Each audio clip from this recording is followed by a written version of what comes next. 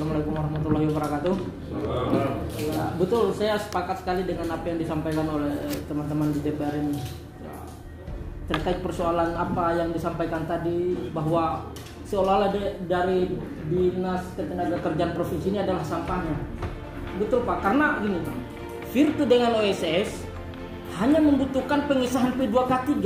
P2K3 itu adalah panitia pembina keselamatan kesehatan kerja, sementara pengrekrutannya kembali ke Pemkab Konawe.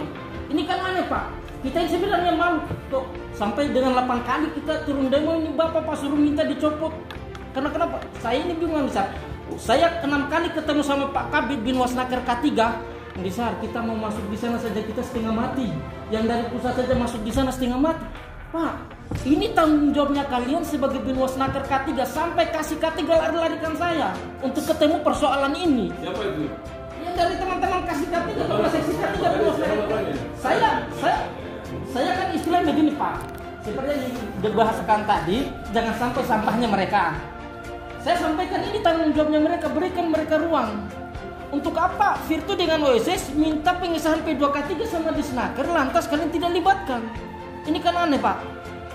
Nah, kita ini Pak, teman-teman di ahli K3 yang ikut pelatihan dari Kementerian Ketenagakerjaan kemudian maupun BNSP, kita ini adalah perpanjangan tangan dari kementerian, kemudian perpanjangan tangan dari Disnaker.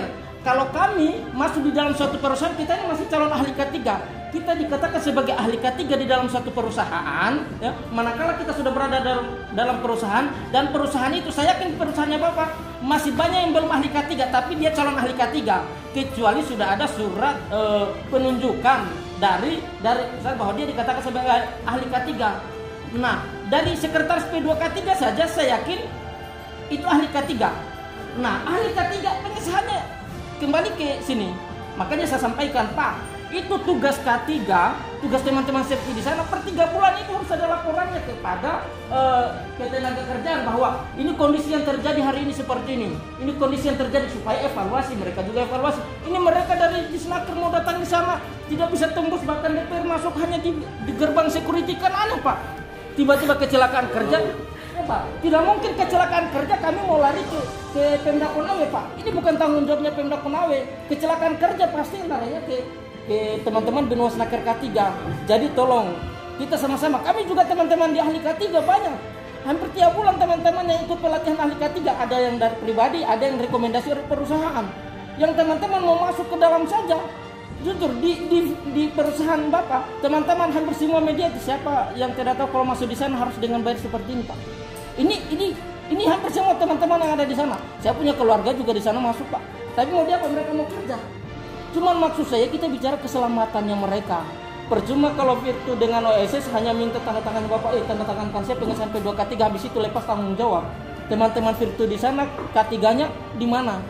Setelah ini K3 ini adalah perpanjangan tangan Pak, mohon maaf. Makanya kami sangat juga, kenapa yang kami harus demo Bapak terus sementara dia ini lepas tidak tahu apa-apa persoalan ini, karena Virtu dengan OSS tidak mau bergandengan tangan persoalan K3 ini di Disnaker, itu kuncinya. Hanya mau bergandengan tangan di Pemkab. Memangnya Pemkab yang ini kan bicara tambang Pak, bicara tambang itu ada di provinsi, bukan ada bicara tambang ada di wilayah Pemda Konawe, walaupun itu wilayahnya di sana. Kalau begitu, kalau saya sampaikan sama Pak Kadis Pak, jangan pernah tanda tangan di pengesahan P2K3. Ini kenapa? Untuk melengkapi bahwa perusahaannya Bapak bisa memiliki sertifikat SMK3, Sistem Manajemen Keselamatan dan Kesehatan Kerja. Ada enggak sertifikat SMK3 itu? Sampai hari ini perusahaan itu belum bersertifikat SMK3. Karena kenapa? Koordinasi antara Disnaker itu tidak ada. Itu. Coba bisa enggak Bapak buktikan bahwa perusahaannya Bapak punya sertifikat SMK3? Tidak ada Pak. Karena kenapa? Jalur koordinasi ini sesuai dengan peraturan pemerintah Pak nomor 50 tahun 2012 jelas. PP nomor 50 tahun 2012 itu bahwa di situ Sistem Manajemen Keselamatan dan Kesehatan Kerja. Perusahaan yang mempekerjakan 100 orang atau lebih, wajib perusahaan itu harus ada sertifikat SMK3-nya. Makanya sebelum dievaluasi ini, sampaikan harus berikan waktu, apakah 1 tahun perusahaan ini harus punya sertifikat SMK3. Kalau dia tidak punya sertifikat SMK3, makanya saya sampaikan kepada DPRD provinsi, sampaikan kepada Kepala Inspektur Tambang di pusat, ganti PTL-nya. Karena Peraturan Menteri SDM nomor 26 tahun 2018 tentang kaidah pertambangan yang baik, Bapak sudah jelaskan itu. Saya juga ikuti pelatihan SMKP, Sistem Manajemen Keselamatan Pertambangan, walaupun saya dari ahli K3 umum. Teman-teman saya yang ada di K3 setengah mati. Kita ikut pelatihan ahli K3 umum sampai dengan 4 juta teman-teman. Masuk di sana setengah mati masuknya, Pak. Padahal kita mau bantu perusahaan. Kita ini bukan hanya masuk, kita mau bantu perusahaan. Kerjasamanya kami di Disnaker. Makanya harapan saya bahwa perjuangan kami hari ini teman-teman yang ada di buruh di sana, Pak, jujur di Virtu, waktu 2 hari yang lalu saya ditelepon sama mereka, Pak.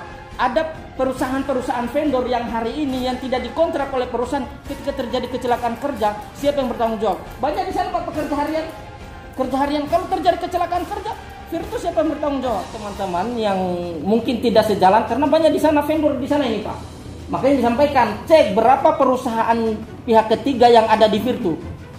Jangan hanya kita bahas, jangan sampai kecelakaan kerja kepada kontraktor yang disalahkan Virtu. Tapi biar bagaimana itu adalah wilayah proyek maupun OSS. Tapi banyak kontraktor di sana, Pak. Vendor di sana yang tidak pernah ditahu, bahkan mungkin tidak melapor ke Disnaker. Justru apalagi bicara gaji, Pak. Gaji selangit itu orang Cina daripada Indonesia, Pak.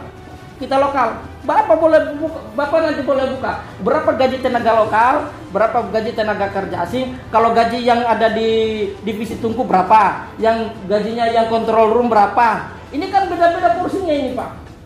Justru yang sangat berbahaya, yang ditakuti teman-teman seperti neraka itu tungku, Pak. Ya, itu kayak neraka, Pak. Iya, laharnya itu. Saya punya keluarga, itu dia punya pos tangan itu tebal, Pak, tembus. Karena pantatnya ini juga dia terbakar. Makanya saya sampaikan, kalau hanya gajinya mereka, lihat kontrak gajinya berapa, Pak? 2,8. Kontrak gajinya 2,8. Coba Bapak lihat kontrak gaji dari tenaga kerja asing. Ini kan kasihan kita, Pak. Masyarakat kita Sulawesi Tenggara hari ini. Kalau kalian anggap bahwa masuk saja di sana setengah mati, Pak, paling rendah kita masuk itu dengan uang 3 juta. Saya punya keluarga, paling rendah, Pak.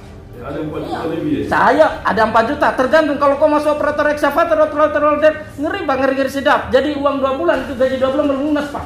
Masih kita bayar utang. Saya punya keluarga hari-hari di sana karena perjalanan antara Virtu OSS dengan Kendari ini hanya 20 menit saya tempuh.